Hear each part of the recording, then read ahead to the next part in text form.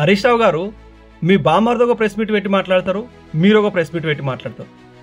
CM Revanth Reddy గారు చేయబోతున్న industrial development గురించి, దానికి సంబంధించిన భూముల గురించి, డబ్బుల గురించి మీరు మీ బామ్మర్ది తలో ప్రెస్ మీట్ పెట్టి తలా తోక లేకుండా మాట్లాడుతున్నారు కదా. ఫార్ములా ఈ కార్కి సంబంధించి జైలుకు పోతుందని చెప్పేసి తెలంగాణ మొత్తం చర్చ జరుగుతుంటే ఆ టాపిక్ డైవర్ట్ చేయడానికి మీ బామ్మర్ది ఈ ప్రెస్ మీట్ పెట్టి మాట్లాడతారు.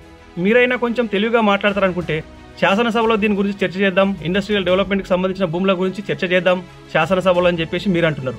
మరి పామదులో అనుకున్న మీ మామని తీసుకొస్తారా శాసనసభకు? మీ మామ ఎందుకు రాడు? కాళేశ్వరంలో కూడా మీరు మీ మామ అవినీతి చేసిరు.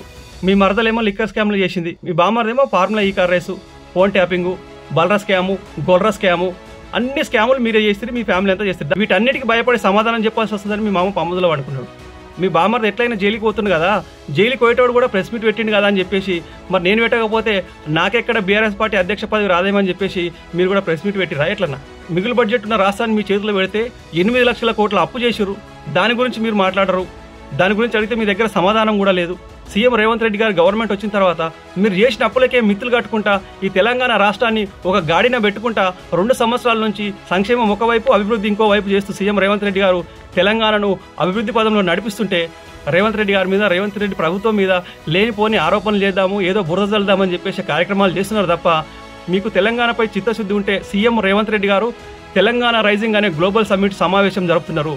ఆ సమావేశానికి మేధావులు వస్తారు, విదేశాల నుంచి వస్తారు, ఎన్నో పెట్టుబడులు వచ్చినాయి. రాబోయే 8 సంవత్సరాల్లో తెలంగాణ ఎట్లా డెవలప్ చేసుకుందామని చర్చ జరుగుతుంది. తెలంగాణ ప్రజలపై, తెలంగాణ డెవలప్మెంట్ గురించి మీకేమైనా చిత్తశుద్ధి ఉంటే, మీకు చేతనైతే మీరు కూడా ఆ గ్లోబల్ సమ్మిట్లో పాల్గొని మీరు ప్రభుత్వానికి సహకరించాలే తప్ప మీరు ఇట్లా ఎన్ని అసత్య ఆరోపణలు చేసినా ఈ తెలంగాణ ప్రజలు నమ్మరని ఈ సందర్భంగా తెలియజేస్తున్నారు హరీష్ రావు గారు.